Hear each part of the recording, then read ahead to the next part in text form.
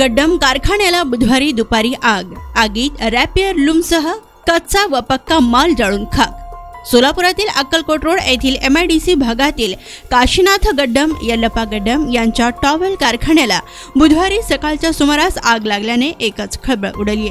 तर आज बुधवारी सुट्टीचा दिवस असल्याने गड्डम कारखाना बंद होता। दुपारी 12च्या सुमारास कारखान्यातील लूमला आग लागल्याचे दिसताच तेथील सुरक्षा रक्षकांनी तत्काळ याची माहिती कारखान्याचे चालक काशीनाथ गड्डम व यल्लप्पा गड्डम यांना कळविले व अग्निशमन दलास फोनही केला।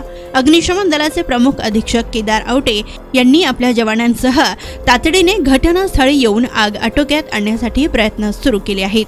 तर आज बुधवारी संपूर्ण MIDC भागात विद्युत पुरवठा बंद असतानाही या भागात रिव्हर्स पुरवठा झाल्याने 12 रॅपियर लूम या आगीत नुकसान झाले असल्याची माहिती काशीनाथ गड्डम यांनी दिली। तर या आगीबाबत केदार आवटे यांनी आगीची प्राथमिक माहिती दिली आहे। तर या आगीत लाखो रुपयांचं नुकसान झाल्याची प्राथमिक माहिती मिळाली आहे। ओके,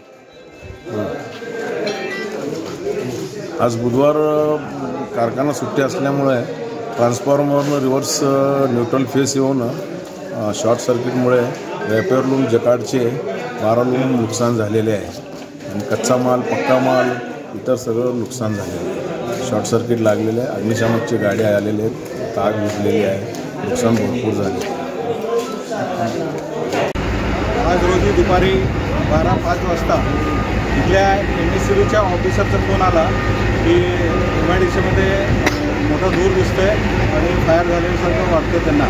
तात्काळ इथे जवळ असलेल्या आमच्या MIDCची फायरची गाडीने टर्न केला असता त्यांनी सांगितले की आग मोठी आहे, गड्डम यांच्या कारखान्याला आग लागलेली आहे। काशीनाथ गड्डम असं त्यांचं नाव आहे।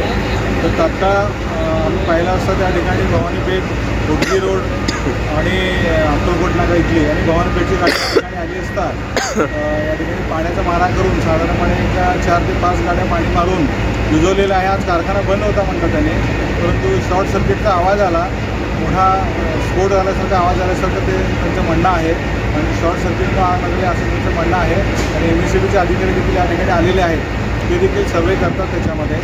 तर प्रामुख्याने MIDCमध्ये शॉर्ट सर्किट हा महत्त्वाचा प्रॉब्लेम आहे। प्रत्येक कारखान्यामध्ये हेच रिझन सांगितलं जातं। तर मला एक विनंती करायचं आहे की प्रत्येक कारखानदारांनी आपलं व्होल्टेज आणि MSCBकडून तपासणी करून, तज्ञाकडून तपासणी करून अशा प्रकारचे प्रॉब्लेम आता पुढे येणारा उन्हाळा दिवस आहे तर त्याची ही डोक्याची सूचना आहे।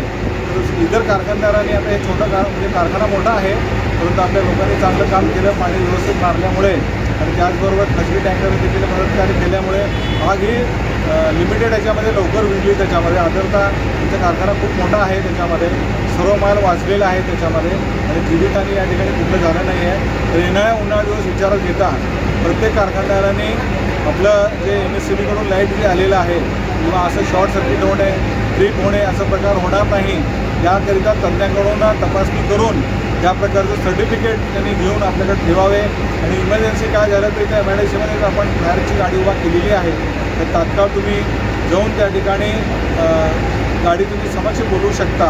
अदरवाईज त्याचा नंबर आहे 2740 366 2740 366 हा MIDCमधला फायर स्टेशन आहे आणि त्याचा नंबर आहे। तर तुम्ही फोन केला असता तुम्हाला 24 आवर सर्व्हिस जी आहे ती फ्रीमध्ये मिळून जाईल त्याच्यामध्ये। तर जेवढं लवकर तुम्ही फायर ब्रिगेडला कॉल द्याल तेवढं लवकर आग ही उडणार आहे, अन्यथा आपण जर दुर्लक्ष केलं तर आग ही मोठी वाढणार आहे। फायर ब्रिगेडच्या आयुक्तांनी दिलेल्या ह्या फॅसिलिटीचा या ठिकाणी MIDCमध्ये आपण खास फायर स्टेशन निर्माण केलेलं आहे। तर त्या फॅसिलिटीचा आपण निश्चितच वापर करून घ्यावा आणि कमीत कमी वेळेमध्ये आपली गाडी या ठिकाणी पोहोचेल आणि लवकरात लवकर आपल्याला हे करायला कॉल द्यायला पाहिजे आणि सेफ्टी प्रिकॉशन्स कारखानदारांनी घेणं हे महत्त्वाचं आहे।